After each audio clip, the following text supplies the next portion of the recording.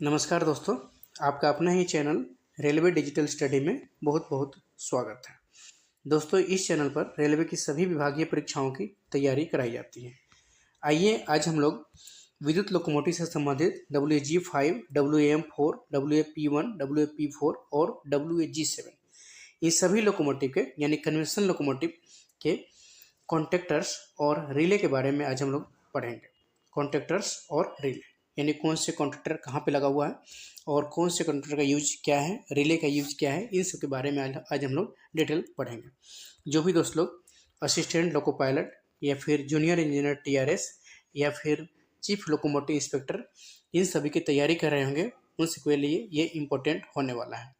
तो शुरू से लास्ट तक वीडियो देखना ना भूलें और लास्ट में चैनल को सब्सक्राइब जरूर कर लें, जिससे और बेल आइकन को भी दबा दें, जिससे नोटिफिकेशन आपको मिलता रहे और कंप्लीट नोटिफिकेशन आपको मिलता रहे और आगे आप पढ़ सकते हैं।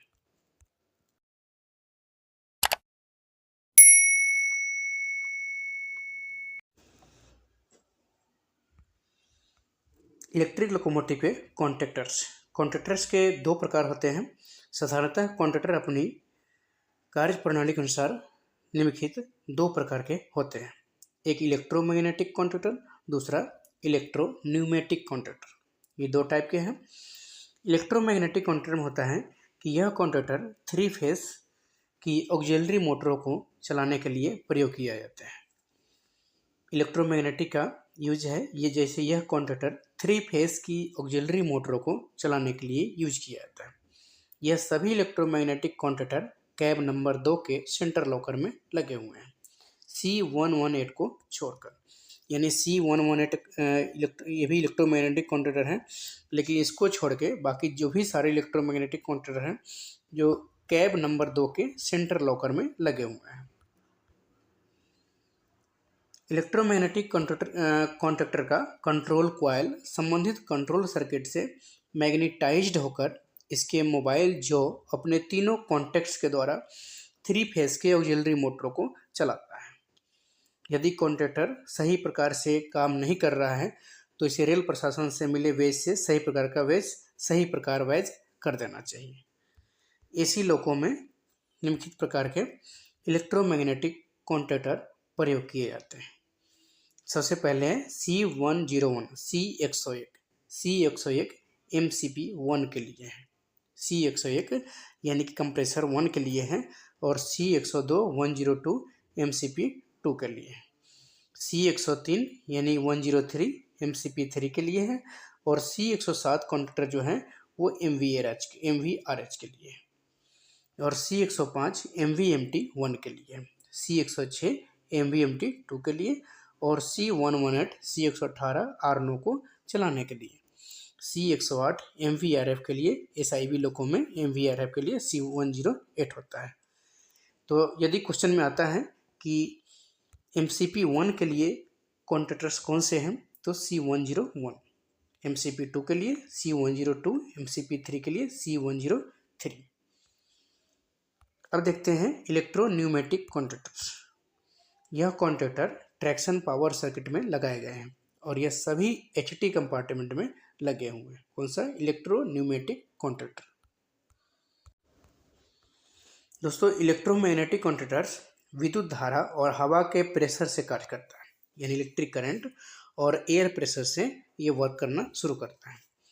जब कॉन्ट्रैक्टर के कॉइल को संबंधित सर्किट से 110 वोल्ट DC की सप्लाई मिलती है तो ये एनर्जाइज होकर हवा का रास्ता खोलकर इलेक्ट्रोन्यूमेटिक कॉन्ट्रैक्टर के सिलेंडर में भेजती है और वहाँ यह दबाव वाली हवा से बंद कर देती है, यानी कि प्रेशर जो एयर होता है इसे बंद कर देती है।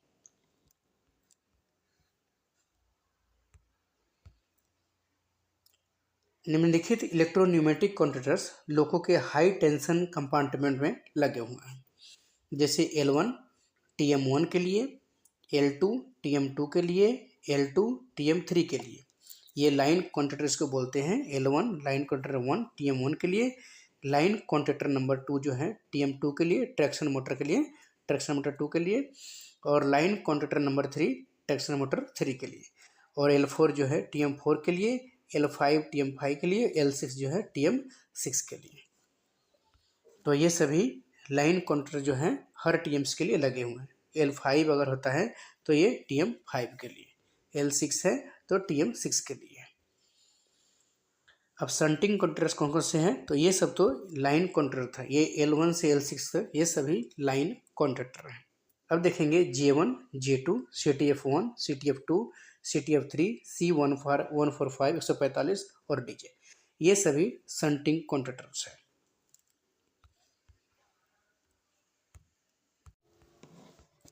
इलेक्ट्रोमैग्नेटिक कॉन्ट्रैक्टर्स को वेज करने का तरीका तथा सावधानियाँ। सबसे फर्स्ट में डीजे को खोलें, डीजे को ओपन करना है, पेंटो डाउन कर देना है और IP कोक बंद करें और HBO को 0 पर करें। कॉयल का अकेला वायर जो पॉजिटिव है खोलकर टैप करना है, यदि कॉयल जल गया हो या शॉर्ट सर्किट हो गया हो तो खोलकर उसे टैप कर देना है। थर्ड नंबर में संबंधित कॉन्टैक्टर के सेपरेटर तथा आर्च्यूट को निकालें।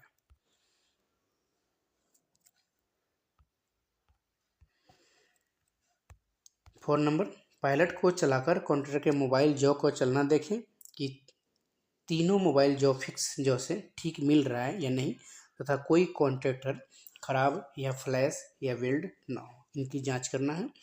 उसके बाद तीनों जाने वाले तारों के टर्मिनल सही लगा होना देखना है, कोई तार अलग ना हो तथा टाइट हो, फ्लेक्सिबल शंट ठीक से लगे हो, इसको भी चेक करना है।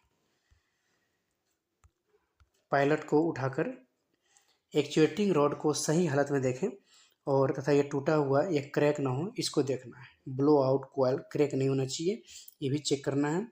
इसके बाद है पायलट को उठाकर कॉन्ट्रैक्टर को वेज कर दे और फ्लाई नट को पूरा कस दें ताकि जबरों में ढिलाई न रहे, अन्यथा सिंगल फेसिंग से मोटर जल जाएगी।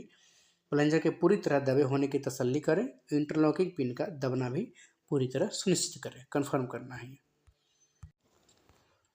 तो दोस्तों ये तो हमने पहले देखा है वेज करने का तरीका। अब देखेंगे सावधानियाँ में है कि डीजे बंद करते समय सहायक लोको पायलट यानी ALP 5 मिनट तक खड़े होकर संबंधित मोटर के काम की जांच करेंगे। असामान्य मिलने पर तुरंत डीजे ओपन करके संबंधित स्विच के द्वारा उसे आइसोलेट करें, यानी स्विच से आइसोलेट कर देना है। सामान्य मिलने पर गाड़ी काम करे यानी वर्क करे तथा हर 15 मिनट बाद मोटर तथा कॉन्टैक्टर की जांच करते रहे। सेकेंड सावधानियां हैं C105, C106, C107 वेज किया गया है तो डीजे बंद करने के लिए BP2 डीजे व Q11 को हाथ से दबाएं। LS डीजे LSCHB बुझने पर BP2 डीजे को छोड़ दें और बोलेरो के चलने के 15 सेकंड के बाद Q118 को छोड़ना है। C101, C102, C103 को वेज करने पर RS से इतनी लीकेज बनाएं कि EMR प्रेशर 8 kg/cm² से 9 kg/cm² के मध्य बना रहे। दोस्तों ये चीज़ नोट करना है कि C118 को वेज करना मना है, इसको वेज नहीं करना। अब आइए दोस्तों रिले के बारे में पढ़ते हैं। रिले क्या होता है? साधारणतः विद्युत लोकों में इलेक्ट्रिकल रिले निम्न प्रकार की लगी हुई है। PC8 टाइप, यह 2 प्रकार की होती है। सबसे पहला रिले क्या है? PC8 type. PC8 type relay जो हैं यह 2 प्रकार के होते हैं, एक ABB टाइप और दूसरा BBC टाइप। दूसरा क्या है? WOHMA व्योमा यानी कि वोमा, और थर्ड है कॉमेट और फोर्थ है EEC टाइप। तो कन्वेंशनल लोकों में ये 4 टाइप्स का रिले लगा हुआ है। और सबसे पहला PC8 टाइप्स जो रिले हैं इनमें भी 2 टाइप होते हैं, एक ABB होता है, एक BBC टाइप होता है। अब देखते हैं दोस्तों रिले को जाम करने का तरीका। रिले को जाम करने से पहले डीजे खोलें, पेंटो डाउन करना है, IP कोक बंद करना है तथा HBO को 0 पर करना है। तो रिले को जाम करने से पहले ये सावधानियां बरतना है। पेंटो डीजे को ओपन कर देना है, पेंटो डाउन रहना चाहिए और IP कोक बंद रहना चाहिए और HBO को 0 पर करें, तब रिले को जाम करें। सेकेंड है रिले के आर्मेचर को किसी इंसुलेटेड धातु से एनर्जाइज हालत में दबाकर डी एनर्जाइज हालत में बगैर दबाए रेल प्रशासन से मिले लकड़ी के वेज से जाम करें और सुनिश्चित करें कि रिले के सभी इंटरलॉक सही प्रकार से आपस में चिपक रहे हैं। ये कन्फर्मेशन कर लेना है। अब लोगों को एनर्जाइज करें और रिले से संबंधित सावधानियां रखते हुए गाड़ी में कार्य करें। नोट Q44 रिले को वरिष्ठ मंडल यानी सीनियर डी के आदेशानुसार ही बैच किया जा सकता है। Q44 को आइए फ्रेंड्स, अब पावर सर्किट के बारे में पढ़ते हैं। फीडिंग पावर सर्किट का विवरण। यह सर्किट 25 kV HT की सप्लाई से कार्य करता है और इसके मुख्य भाग कुछ निम्नलिखित हैं। मेन पार्ट्स जिसके बारे में बताया गया है। तो एक तो है पेंटोग्राफ, जो एक लोको में 2 पेंटोग्राफ लगे होते हैं। उसके बाद रूफ इक्विपमेंट के बारे में पढ़ेंगे। मेन सर्किट ब्रेकर के बारे में पढ़ेंगे, यानी डीजे जो main transformer, tap changer, GR, CGR 1 2 3, RGR और RPGR, TFP, QLM, ET1, ET2, TFP1, TFP2। तो ये सब जो है ये पावर सर्किट का मेन पार्ट्स है। अब पढ़ेंगे traction power circuit RSI, SL reverser और CTF, traction motor, QRSI, QOP, QD और Q20 shunting neutral line counter, ये सभी ट्रैक्शन पावर सर्किट है।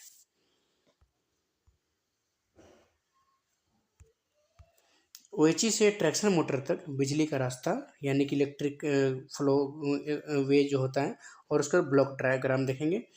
कॉन्टैक्ट वायर होना चाहिए, pantograph, roof wire, DJ, QLM, main transformer, TFWR, GR, CGR 1 2 3, TFP 1 2 और RSI 1 2 positive, SL 1 2, line conductor, traction motor के armature, reverser और field RSI 1 2 negative. आइए दोस्तों Q20 रिले के बारे में पढ़ते हैं। Q20 को ओवर वोल्टेज रिले के नाम से भी जाना जाता है। ओवर वोल्टेज रिले क्वेश्चन आता है कि ओवर वोल्टेज रिले के नाम से किसे जाना जाता है, तो Q20 रिले को जाना जाता है। यह ट्रैक्शन मोटर की ओवर वोल्टेज रिले है जो हाई टेंशन कंपार्टमेंट नंबर 2 में लगी हुई है। HT कंपार्टमेंट नंबर 2 में लगी हुई है Q20 रिले। TM ग्रुप 1 2 3 के पैरेलल में ज्वाइंट है, जुड़ी हुई है। यह रिले 790 वोल्ट पर एनर्जाइज होती है और 700 वोल्ट पर डी एनर्जाइज होती है। यह रिले एनर्जाइज होकर ऑटो रेगुलेशन कराती है, LSOB जलती है तथा SON बजता है। दोस्तों अब हमारे पास JEE हो ALPS क्वेश्चन में आता है कि ओवर वोल्टेज रिले में से कौन से हैं, तो Q20 रिले जो है ओवर वोल्टेज रिले है। और ये कहाँ पे लगा है, इसका लोकेशन कहाँ है, तो HT कंपार्टमेंट 2 में लगा हुआ है।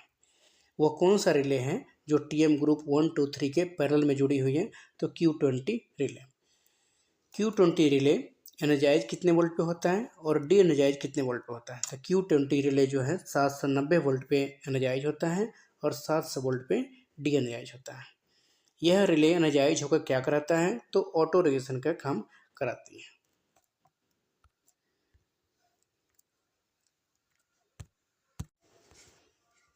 आइए दोस्तों अब पढ़ेंगे QD12 रिले के बारे में। QD12 रिले को करंट डिफरेंशियल रिले भी कहा जाता है। यह करंट डिफरेंस रिले हैं। जब ट्रैक्शन मोटर को दिए जाने वाले करंट में 160 एम्पियर से अधिक करंट का अंतर आता है, तो यह एनर्जाइज होकर रिले Q48 को एनर्जाइज करती है। और Q48 निम्न तीन कार्य करती है। सबसे पहला काम करती है कि LSP की बत्ती को जलाती है। LSP बत्ती जो होता है व्हील स्लीपिंग की बत्ती होती है, उसको जलाती है। उसके बाद है ऑटो रेगुलेशन कराती है और ऑटोमेटिक सैंड गिराती है, यानी कि रेता गिराती है, सैंड को ऑटोमेटिक सैंडिंग कराती है। तो दोस्तों इसमें क्वेश्चन बनता है कि QD12 जो है रिले, उसका अदर नाम क्या है, करंट डिफरेंशियल रिले। यह ट्रैक्शन मोटर को दिए जाने वाले करंट में 160 एम्पियर से अधिक करंट का जब अंतर आता है, तो यह एनर्जाइज होकर रिले Q48 को एनर्जाइज कराती है। और Q48 जो है 3 कार्य करती है। Q48 का काम क्या है, LSP की बत्ती को जलाना, ऑटो रेगुलेशन कराना, उसके बाद ऑटोमेटिक सैंडिंग कराना। जब ट्रैक्शन मोटर को दिए जाने वाले करंट में 130 एम्पियर से कम का अंतर रह जाता है, तो यह डी एनर्जाइज होकर उपरोक्त कार्य करना बंद कर देती है। यानी कि 130 एम्पियर से कम अगर करंट पहुंचता है तो ये सारे काम करना बंद कर देती हैं, यानी कि Q48 को एनर्जाइज नहीं, डी एनर्जाइज कर देगा। और डी एनर्जाइज होने पर LSP की बत्ती को जलाना जो होता है वो नहीं जलेगा, और यानी Q48 काम करना बंद कर देगा। तो ये सारे काम ही जो बंद हो जाएंगे, क्योंकि उस 30 एम्पियर से करंट कम मिलेगा तो ये डी एनर्जाइज हो जाएगा। कौन सा? QD 1 और 2। OHE से ट्रैक्शन मोटर तक का रास्ता। सबसे पहले दोस्तों OHE होता है यानी कि 25 kV, मिनिमम 17.5 kg होना चाहिए, और मैक्सिमम 30 kV होता है। तो और नॉर्मल जो है 25 kV होता है। तो सबसे पहले OHE आएगा। OHE के बाद पेंटोग्राफ्स, यानी 2 पेंटोग्राफ होते हैं एक लोको में, एक कैब 1 एक कैब 2 साइड में। पेंटोग्राफ के बाद करंट जाएगा रूफ वार में, उसके बाद डीजे में। डीजे अगर यानी कि डीजे बटन यानी कि प्रेस करेंगे तो फिर QLM में आएगा। उसके बाद है मेन ट्रांसफार्मर TFWR, उसके बाद आएगा GR में सप्लाई आएगा, फिर TFP में, और TFP 1 और 2 इन दोनों में सप्लाई जाएगा।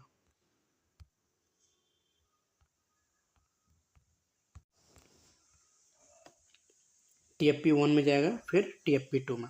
TFP 1 जो है RSI 1 को पॉजिटिव देगा और SL 1 को ही पॉजिटिव देगा।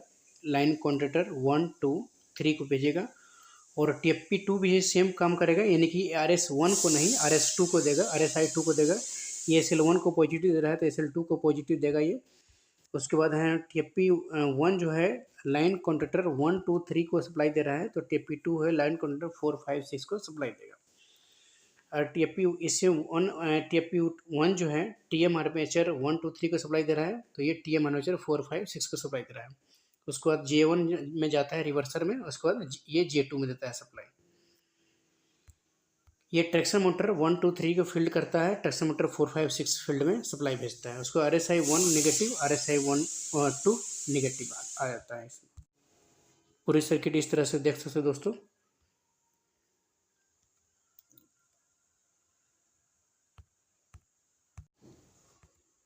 अब ये देखते हैं आर्म मीटर तथा वोल्ट मीटर, यानी लोकोमोटिव में आर्म मीटर और वोल्ट मीटर क्या दर्शाता है, उससे क्या काम है।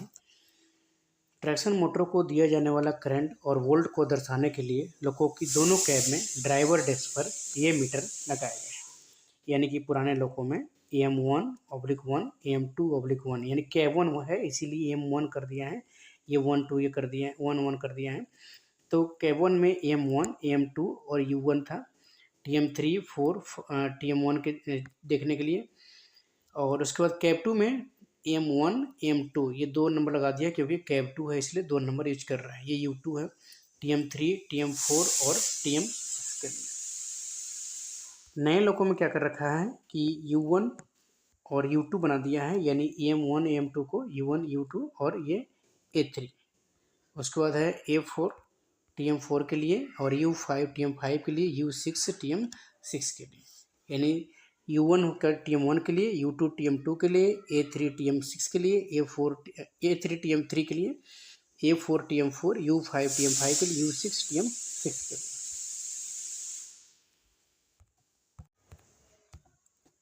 अब आइए देखते हैं रिवर्सर J1 और J2 का काम क्या है। इसका कार्य है यह ट्रैक्शन मोटर के घुमाव की दिशा को बदलता है, TM के फील्ड करंट की दिशा को कंट्रोल करता है। दोस्तों क्वेश्चन आएगा रिवर्सर का काम क्या है। तो रिवर्सर का काम क्या है कि ट्रैक्शन मोटर के घुमाव की दिशा को बदलता है, यानी कि डायरेक्शन बदलता है, और TM के फील्ड करंट की दिशा को कंट्रोल करता है।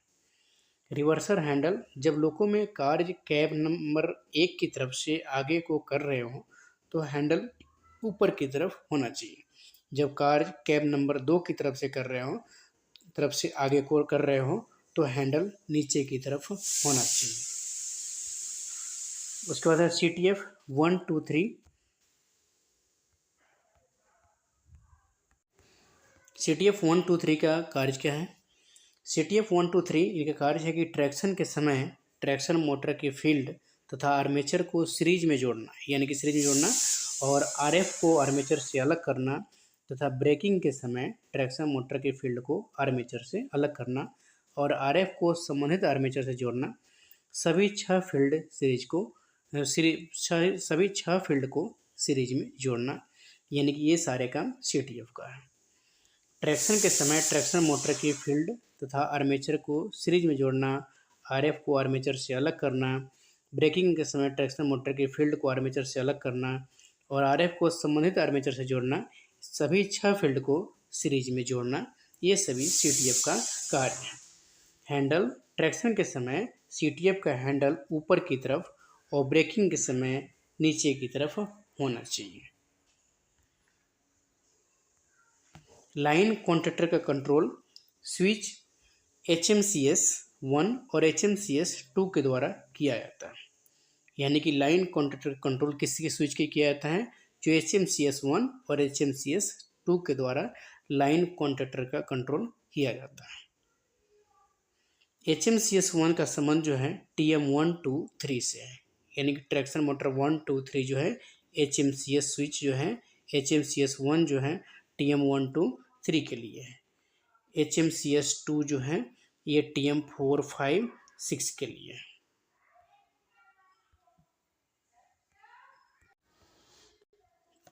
HMCS को पोजीशन अगर 1 पे करते हैं तो लाइन कॉन्ट्रैक्टर 1 2 3 बंद हो जाएगा और ट्रैक्शन 1 2 3 जो है कार्य पे हो जाएगा। यदि HMCS की पोजीशन 2 पे हो तो लाइन कॉन्ट्रैक्टर 1 ओपन कंडीशन में होगा और TM 1 काम से अलग हो जाएगा, यानी TM 1 क्या होगा, आइसोलेट हो जाएगा। लाइन कॉन्ट्रैक्टर 1 ओपन कंडीशन में हो जाएगा, TM 1 आइसोलेट हो जाएगा तथा U1 डेविएट नहीं होगा। अब देखते हैं HMCS को यदि 3 नंबर पोजीशन पे करते हैं तो लाइन कॉन्ट्रैक्टर 2 जो है ओपन कंडीशन में हो जाएगा, TM 2 यानी कि काम से अलग हो जाएगा, आइसोलेट हो जाएगा। नए लोगों में U2 डेविएट नहीं होगा, ये नए लोगों के बारे में कह रहा है, ये U2 डेविएट नहीं होगा। अब देखते हैं HMCS को पोजीशन 4 पे करेंगे तब क्या होगा।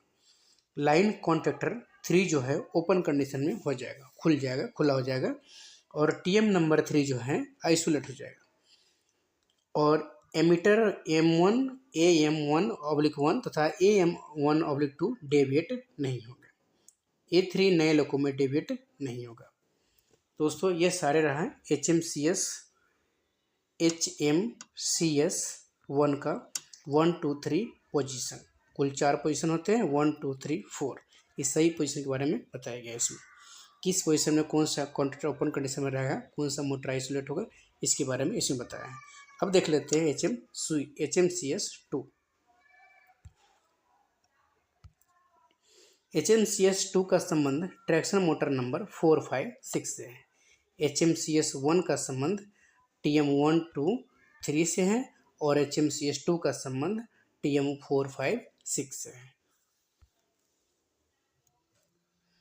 अब देखते हैं ये पोजीशन 1 नंबर पे रहेगा तो फिर क्या होगा। अगर 1 नंबर पोजीशन पे रहेंगे HMCS 2 तो लाइन कॉन्ट्रैक्टर 4 5 6 ये क्लोज रहेगा, ये बंद रहेगा और TM 4 5 6 कार्य में हो जाएगा।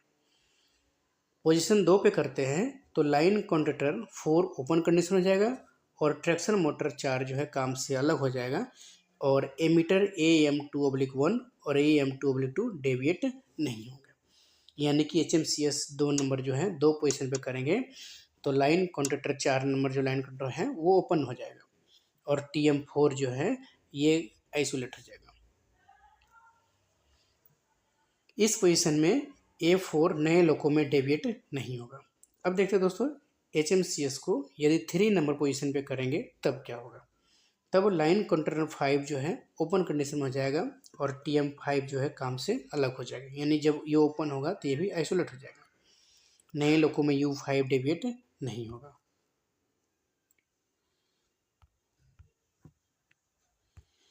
अब देखते हैं HMCS 2 को 4 नंबर पोजीशन पे करेंगे तब क्या होगा। जब 4 नंबर पोजीशन में करेंगे तो लाइन कॉन्ट्रैक्टर 6 जो है ओपन कंडीशन में हो जाएगा और TM 6 जो है काम से अलग हो जाएगा, यानी आइसोलेट हो जाएगा। U2 डेविएट नहीं होगा, U6 नए लोगों में डेविएट नहीं होगा। दोस्तों ये हम लोग पढ़े थे HMCS 1 और HMCS 2।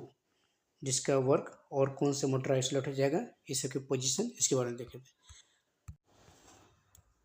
HVSI, अब देखते हैं दोस्तों नोट, HVSI 1 तथा HVMT 1 को 0 पर 0 रखने से मोटर नंबर 1, 2, 3 कार्य से अलग हो जाएगा। HVSI 1 या HVMT 1 को 0 पर रखने पे TM 1, 2, 3 आइसोलेट हो जाएगा। HVSI 2 या HVMT 2 को 0 पर रखने से TM 4, 5, 6 आइसोलेट हो जाएगा।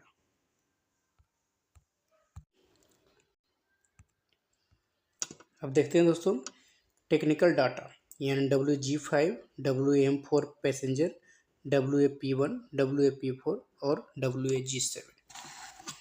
तो WAG5 का कुल हॉर्स पावर ये कितने HP का लोको है, तो 4620 HP का है। WAM4P ये भी 4620 का है। WAP1 ये भी 4620 हॉर्स पावर का है, HP का है। WAP4 जो है वो 5040 HP का है।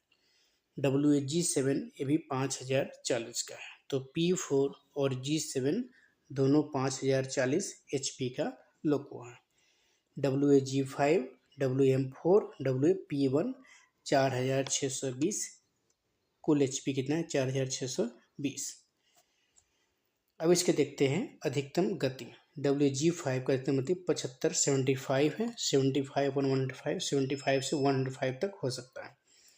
WAM4P का 110 किलोमीटर प्रति घंटा, WAP1 130 किलोमीटर प्रति घंटा और WAP4 140 किलोमीटर प्रति घंटा और WAG7 100 किलोमीटर प्रति घंटा।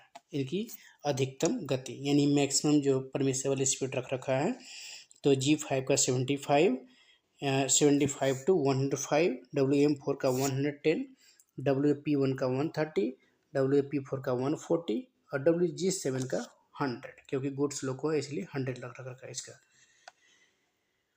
और गुड्स लोको ये भी है 75/105। अब देखते हैं दोस्तों इन सभी लोकोमोटिव का, यानी कि कुल 5 लोको के बारे में विवरण दे रखा है। तो कुल 5 लोको का ट्रैक्शन मोटर का स्टार्टिंग करंट। ट्रैक्शन मोटर का स्टार्टिंग करंट जो होता है 1100 एम्पियर 2 मिनट, उसको 1000 ampere 10 minute, 840 ampere 60 minute, 2 minute, 10 minute, 60 minute के हिसाब से दे रखा है। अगर WM4P के बारे में देखते हैं तो 1100 एम्पियर 2 मिनट के लिए, 1000 एम्पियर 10 मिनट, 840 एम्पियर 60 मिनट। यानी कि ये तीनों लोकों में WAP1, WAP4 और WG5 इन सभी में स्टार्टिंग करंट ट्रैक्शन मोटर का स्टार्टिंग करंट सेम है और कुल हॉर्स पावर भी सेम है और अधिकतम गति सिर्फ अंतर है, बाकी लगभग सभी चीज़ सेम है। P4 में WAP4 में स्टार्टिंग करंट 1250 एम्पियर 2 मिनट में, 1150 एम्पियर 10 मिनट, 900 यानी कि 960 एम्पियर 60 मिनट। WG7 में 1300 यानी 1300 ampere 2 minute, 1100 ampere 10 minute, 960 ampere 60 minute. अब देखते हैं दोस्तों इसकी लगातार करंट 750 एम्पियर 750 एम्पियर 750 एम्पियर, यानी कि WAG5,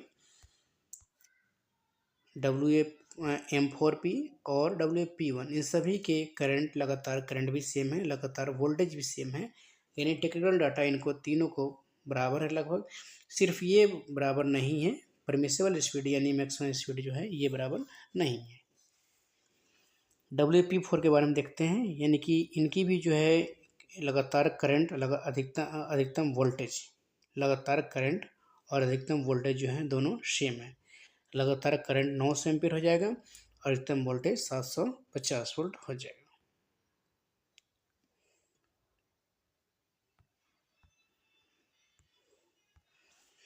WAG5 जिन लोगों में HS 10250 टाइप की ट्रैक्शन मोटर लगी है उनमें दिया जाने वाला current 1200 ampere 2 minute, 1100 ampere 10 minute और 840 एम्पियर 60 मिनट, 750 एम्पियर तथा 700 वोल्ट लगातार है। तो ये G5 के बारे में जिनमें HS 10,250 टाइप की ट्रैक्शन मोटर लगी है, उनके बारे में दे रखा है।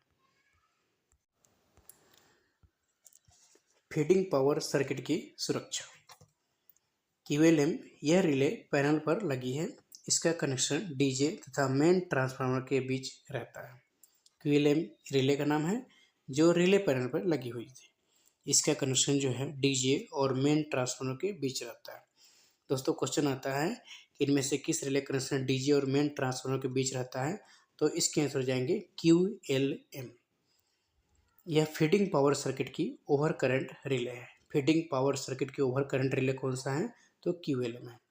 Main transformer, graduator, CGR 1 2 3, RGR, TFP या फीडिंग पावर सर्किट के किसी भी भाग में अर्थ फॉल्ट या शॉर्ट सर्किट हो जाने पर यह रिले एनर्जाइज होकर डीजे ओपन कर देती है तथा अपना संकेत लाल टारगेट में सफ़ेद लॉक्ड लिखा रहते हुए गिराती है, यानी कि टारगेट गिरा देती है। यह लोग एनर्जाइज होकर डीजे ओपन कर देती हैं और टारगेट गिरा सफ़ेद लॉक्ड लिखा रहता है वो उसे गिरा देती है, टारगेट गिरा देती है कुल मिला के। तो क्यूएलएम ये यानी कि क्यूएलएम यानी कि सबसे वीवीआई रिले है कन्वेंशनल लोकोमोटिव का। इसका कनेक्शन डीजे और टीएफपी के बीच में होता है। इनमें से किसी में भी जैसे मेन ट्रांसफार्मर हो गया, ग्रेजुएटर हो गया, CGR 1 2 3, RGR, TFP या फीडिंग पावर सर्किट किसी भाग में अर्थ फॉल्ट जब होता है या शॉर्ट सर्किट होता है तो डीजे क्यूएलएम का काम है डीजे ओपन कर देना, ओपन कर देती हैं और अपना संकेत जो है लाल टारगेट में सफ़ेद लॉक्ड लिखा रहते हुए गिरा देती है। क्यूएलएम के नाजायज होने पे लोको पायलट को दोनों high tension compartment, graduator, safety valve, main transformer under frame से भी, मेन ट्रांसफार्मर तथा जीआर का तेल, CGR के आर्च्यूड, RGR, A33 बुशिंग तथा अनदिखाई पड़ने वाले कंपोनेंट्स तथा केबल की जांच करनी चाहिए। यदि टारगेट गिरता है, यदि क्यूएलएम नाजायज हो जाता है, टारगेट गिरता है, तो इन सब की जाँच करनी चाहिए। कौन कौन जाँच करना चाहिए, तो हाई टेंशन कंपार्टमेंट हो गए, graduator, safety valve, main transformer under frame में भी, मेन ट्रांसफार्मर, जीआर का तेल चेक करना चाहिए, CGR के आर्च्यूड चेक करना चाहिए, RGR, A33 बुशिंग तथा अनदिखाई पड़ने वाले कंपोनेंट्स और केबल की भी जांच करनी चाहिए। यदि सब कुछ ठीक हो तो एक बार रीसेट करेंगे, यदि कोई असामान्य हो तो क्यूएलएम दोबारा ड्रॉप हो तो TLC से बात करें। क्यूएलएम रीसेट नहीं करना है क्योंकि ये टारगेट रहता है, इसका मतलब कहीं ना कहीं इसमें फॉल्ट है। अब देखते हैं ट्रैक्शन पावर सर्किट की अर्थ फॉल्ट से सुरक्षा। QAP1 जब कभी RSI1, SL1, TM1 2 3 तथा J1 में अर्थ फॉल्ट होता है तो यह रिले एनर्जाइज होकर डीजे को ओपन कर देता है। डीजे खोलकर यंत्रों की सुरक्षा करती है। ये लाल टारगेट वाली रिले है। दोस्तों QOP का काम है QOP1 और QOP2। QOP1 का काम है कि RSI1, SL1, TM1 2 3 तो J1 में अर्थ फॉल्ट यदि होता है तो डीजे को ओपन करके इनको सुरक्षा प्रदान करना। यह लाल टारगेट वाली रिले है। QOP2 जो है RSI2 यानी इनका 2 का काम करता है। RSI2 हो गया, SL2, TM4 5 6 तथा J2 इन सभी में अर्थ फॉल्ट यदि होता है तो यह रिले नाजायज होकर डीजे को ओपन कर देती है और इनको सुरक्षा प्रदान करती हैं। यह लाल टारगेट वाली रिले ये भी है। यानी कि अगर क्वेश्चन हमारे पास आता है कि लाल टारगेट वाली रिले कौन सा है तो QOP1 एंड QOP2। QOP1 अगर रहेगा ऑप्शन में तो QOP1 हो जाएगा, QOP2 रहेगा तो QOP2 हो जाएगा। अब एक क्वेश्चन आता है कि TM1 2 3 तथा J1 में TM1 में या 2 में या 3 में अर्थ फॉल्ट होता है तो कौन सा रिले किस रिले को चेक करना चाहिए, तो TM1 2 3 अगर हो तो QOP1 को चेक करना चाहिए। TM4 हो, 5 हो, 6 हो तो QOP2 को चेक करना चाहिए। SL1 में ये अर्थ फॉल्ट हो तो QOP1 अगर गिराता है तो यानी कि इसमें भी किसी में भी अर्थ फॉल्ट हो सकता है।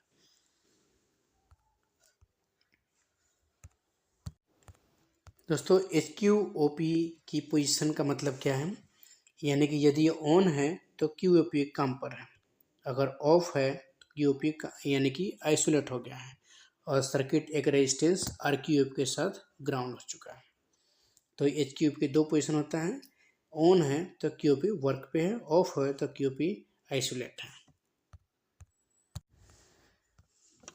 अब देखेंगे दोस्तों ट्रैक्शन पावर सर्किट की शॉर्ट सर्किट से सुरक्षा, QRSI-1 और QRSI-2। जब कभी RSI-1, SL1, TM123 तथा J1 में शॉर्ट सर्किट या ओवर करंट होता है तो यह रिले नाजायज होकर डीजे को ओपन कर देता है, ओपन करके यंत्रों की सुरक्षा करती है। और यह लाल टारगेट वाली रिले ये भी है, यानी QRSI-1 और QRSI-2 ये भी लाल टारगेट वाली रिले हैं। RSI-1, SL1, TM123, J1 इन सभी में यानी शॉर्ट सर्किट अर्थ फॉल्ट होता है तो ये QRSI भी ये भी शॉर्ट सर्किट से सुरक्षा प्रदान करता है। RSI-2, SL2, TM456 J2 इन सभी में अर्थ फॉल्ट होता है तो QRSI-2 जो है लाल टारगेट वाली जो रिले है डीजे को ओपन करके सुरक्षा प्रदान करती है। दोस्तों इससे कुछ नोट्स हैं। यदि ट्रिपिंग होने पे QRSI का टारगेट गिरा मिले तो पहले संबंधित यंत्र की जांच करना चाहिए। इनसे संबंधित यंत्र कौन कौन से हैं? RSI-12, RSI-12, SL12, TM123, 4, 5, 6 तो J1, J2। अगर J2 में रहेगा QRSI-2 ड्रॉप है तो J2 या फिर TM456 या SL2 या फिर RSI-2 इन सभी में कहीं ना कहीं फॉल्ट है, तो ऐसे चेक करते हैं इसमें।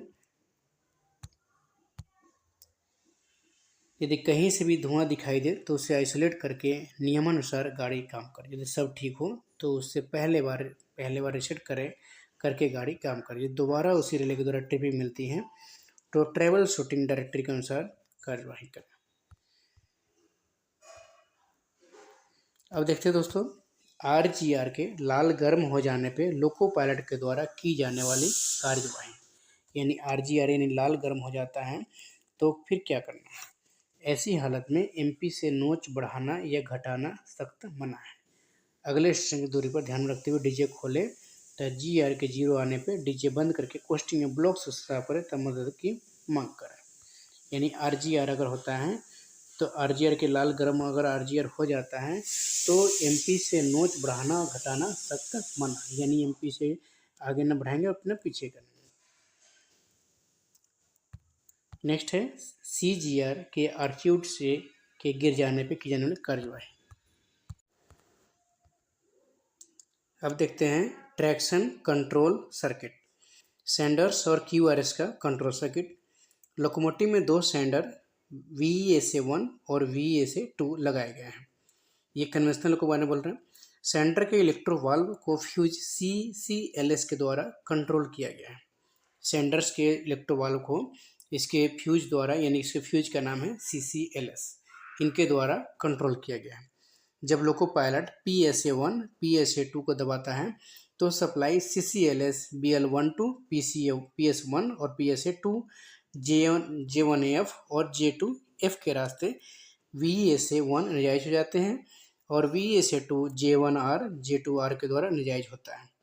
जब VESA एनर्जाइज होकर सैंड बॉक्स से सेंडर पाइप से रेल पर से गिराता है और रेल के बीच फिसलन का काम करता है, यानी फिसलन को कम करता है, यानी कि जो व्हील स्लिपिंग जो होता है उसको कम कराता है। सैंड बॉक्स से सेंटर पाइप से रेल पर से गिराता है।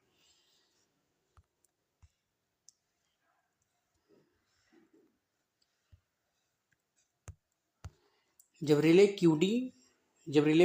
Q48 QD के द्वारा एनर्जाइज होती है तब भी सेंडर वाल्व एनर्जाइज होकर ऑटोमेटिकली गाड़ी चलने की दिशा में रेल पर बालू गिराती है, यानी कि रेल लाइनों पे बालू को गिराती है और 4 सेकंड के लिए, और रेल और पहिए के बीच फिसलन को कम करती है।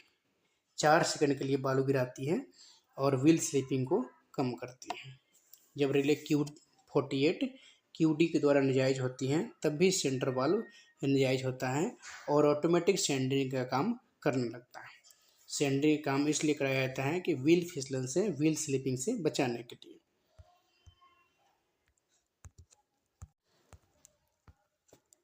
QRS दोस्तों, QRS का दूसरा नाम है इमरजेंसी ब्रेकिंग रिले। अगर क्वेश्चन आता है इमरजेंसी ब्रेकिंग रिले कौन सा है? तो आंसर हो जाएंगे QRS। ये जो है BL unlock, fuse CCLS, CCQRS सही अवस्था में, या फिर RGEB relay normally close interlock के द्वारा रिले QRS नाजायज हो जाती है। एक बार नाजायज होने पर RPQRS के द्वारा नाजायज ये बनी रहती है, यानी कि BL जो अनलॉक हो जाता है और ये नाजायज बनी रहती है। जब QRS नाजायज बनी रहती है तो क्या होगा? फर्स्ट में है कि QRS रिले का नॉर्मली ओपन इंटरलॉक VEF के सर्किट पर बैठ जाता है। QRS रिले का नॉर्मली क्लोज इंटरलॉक Q51 के सर्किट से हट जाता है। अब CCLS मेल्ट होगा या RGB का कॉन्टैक्ट खुल जाता है और QRS डी एनर्जाइज हो जाता है। जब QRS डी एनर्जाइज होता है तो Q51 के द्वारा ऑटोमेटिक रिग्रेशन होने लगता है, ऑटो रिग्रेशन होने लगता है और लोको पायलट को गाड़ी खींचने की पूरी लॉस होती है, यानी कि हानि मिलती है। A9 से इमरजेंसी एप्लीकेशन करने पर PVF को दबाने पर भी लोको ब्रेक लगेगी।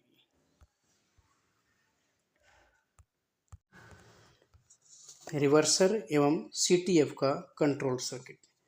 इस सर्किट को सप्लाई फ्यूज CCPT से मिलती है। रिवर्सर और CTF का कंट्रोल सर्किट क्या है? इस सर्किट को सप्लाई फ्यूज CCPT से मिलती है। BL अनलॉक करने पे supply BL interlock, MP running interlock और MPJ interlock, CTF1, CTF2, CTF3 interlock तथा GR0 पर बंद इंटरलॉक के द्वारा J1 J2 के इलेक्ट्रोवाल्व नाजायज हो जाते हैं। यदि कैब 1 से कार्य करते समय MPJ फॉरवर्ड पोजीशन में करने पे MP running position interlock, CTF1, CTF2, CTF3, GR0 के इंटरलॉक के द्वारा J1F, J2F इलेक्ट्रोवाल्व नाजायज हो जाता है। जब J1F की कॉइल नाजायज होकर न्यूमेटिक पैनल से ड्रम कंडक्टर ऑपरेट होकर J1 के हैंडल को ऊपर की तरफ कर देता है। इसी के साथ J2F भी नाजायज होकर दबाव वाली ड्रम कंडक्टर को ऑपरेट होकर J2 के हैंडल को भी ऊपर की तरफ कर देता है। जब MP1 को पीछे की तरफ यानी स्थिर पोजीशन R पर करते हैं तो MP running interlock CTF1, CTF2 और CTF3 इंटरलॉक GR0 इंटरलॉक के द्वारा J1 R1 J2 R energise होकर दोनों ड्रम कंडक्टर एनर्जाइज होकर दोनों के हैंडल नीचे की तरफ आ जाता है। जब कैब 2 से काम करते हैं तो कार्य करते समय जब MPJ को फॉरवर्ड पोजीशन में करते हैं तो तीनों CTF 1 2 3 GR0 के इंटरलॉक के द्वारा J1R J2R के इलेक्ट्रोवाल्व एनर्जाइज होकर रिवर्सर दोनों जो है J1 J2 को ऑपरेट कर देता है। ऑपरेट करके इनके दोनों हैंडल को नीचे की तरफ कर देता है। इसी तरफ यदि MPJ को रिवर्सर R पोजीशन में करते हैं तो J1 J2 ऊपर की तरफ आ जाता है। J1 HT1 B1 पे, HT1 B1 और J2 HT2 B2 पैनल पे लगा हुआ है। J1 HT1 पर और J2 HT2 पे लगा हुआ है। लाइन कॉन्ट्रैक्टर का control circuit. BL switch unlock करने पर इसे कंट्रोल सर्किट को CCPT के द्वारा सप्लाई मिलती है। MP ट्रैक्शन साइड में इसके इंटरलॉक पोजीशन N यानी positive negative normally open interlock relay Q50, CTF1, CTF2 और CTF3 traction side HVSI 1-2, HVMT 1-2 switch position 1 या 3 पर, स्विच HMCS 1-2 पोजीशन 1 पर उपरोक्त सभी शर्तें यानी पूरी होने पे लाइन काउंटर L1 से L6 के इलेक्ट्रोवाल्व एनर्जाइज होकर इन काउंटर को बंद करता है।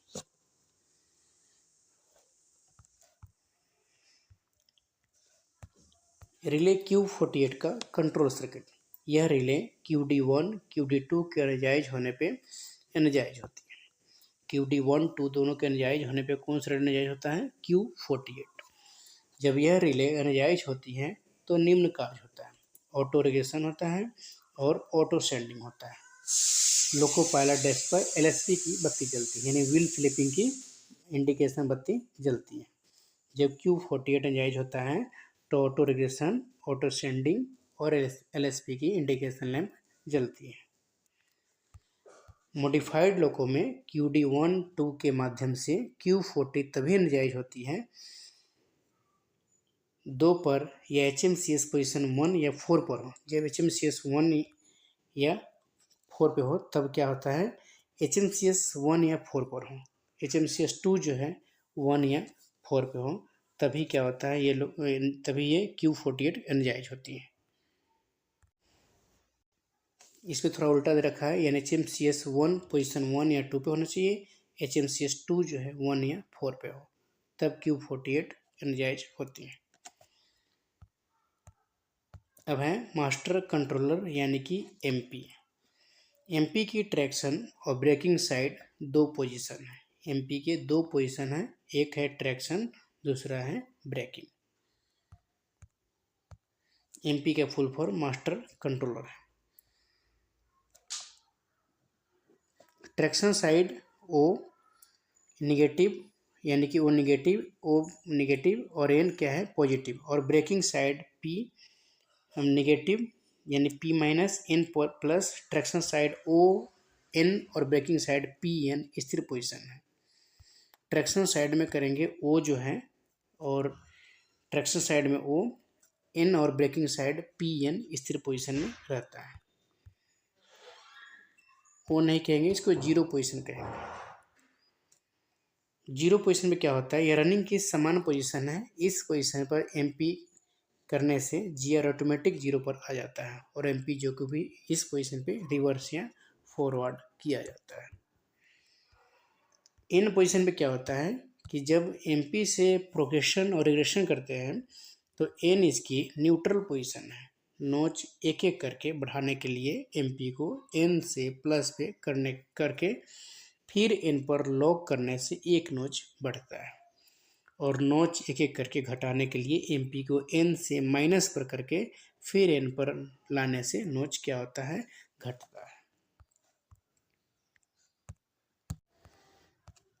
पोजीशन MP को N से प्लस पोजीशन पे तथा वापस N पर करके एक नोच बढ़ाते हैं।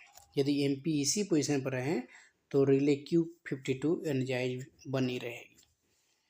नेगेटिव पोजीशन MP को N से माइनस पोजीशन पर करके फिर N पर करते हैं तो एक नॉच घटती है।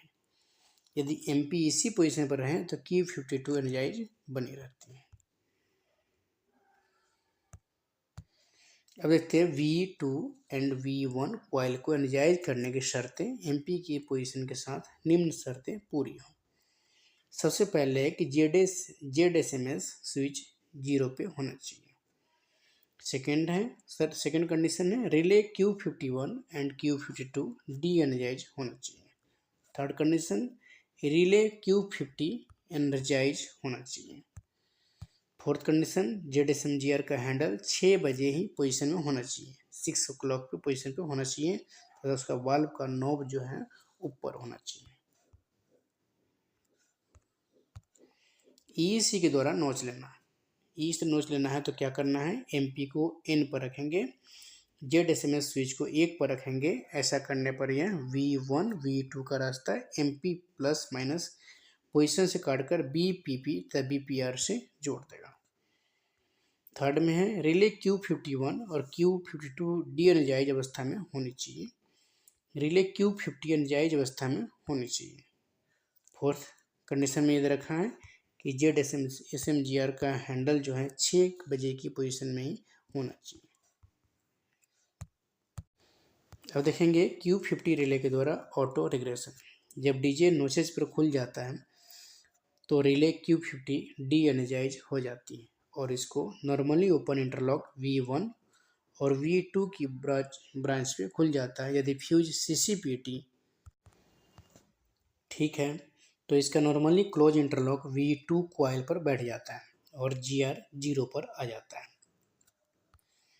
Q51 के रिले के द्वारा ऑटो रिग्रेशन, यह एक ऑटो रिग्रेशन रिले है। क्वेश्चन आएगा ऑटो रिग्रेशन रिले कौन सा है, तो Q51 रिले कैसा है, तो ऑटो रिग्रेशन रिले है, जिसको सीधी सप्लाई CCPT फ्यूज से मिलती है। CCPT पेंटो का फ्यूज है और इसको सीधी सप्लाई इससे मिलती है। यह तब एनर्जाइज होता है जब QRS डी एनर्जाइज हो।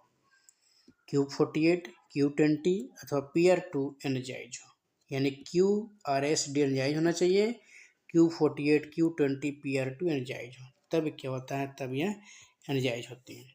जब रिले Q51 एनर्जाइज होती है तो इसका नॉर्मली क्लोज इंटरलॉक V1 की ब्रॉच पे खुल जाता है और उसी समय इसका नॉर्मली ओपन इंटरलॉक V2 की ब्रॉच पे बैठ जाता है और ऑटो रेगुलेशन होने लगता है। यानी कि इसका नॉर्मली क्लोज इंटरलॉक कौन है, VE1। नॉर्मली ओपन इंटरलॉक कौन है, VE2। अब देखते हैं दोस्तों Q46 रिले, यह टैप चेंजर की फुल नोचेज प्रोटेक्शन रिले है। जब MP को 0 पर करते हैं और यदि GR किसी नोच पर फंस जाता है तो यह रिले एनर्जाइज होता है और इसके normally close interlock Q118 relay की ब्रॉच से हट जाता है और DJ 5.6 सेकंड के बाद ओपन हो जाता है, खुल जाता है। शंटिंग कॉन्टैक्टर का कंट्रोल सर्किट। मॉडिफाइड लोको में प्रत्येक ट्रैक्शन मोटर के साथ मेल वाले लोको में 4 तथा मालगाड़ी लोको में 3 शंटिंग कॉन्टैक्टर और ट्रैक्शन मोटर की फील्ड के साथ 3 शंटिंग रेजिस्टेंस लगाए गए हैं। जब MP को N पोजीशन पर रखते हैं तो यह कार्य करने वाली कैप से MPS के द्वारा नियंत्रित होते हैं, MPS के द्वारा ही कंट्रोल होते हैं। MPS की 5 पोजीशन है, 0 1 2 3 4। दोस्तों क्वेश्चन आता है MPS के कुल कितने पोजीशन हैं, तो कुल 5 पोजीशन है।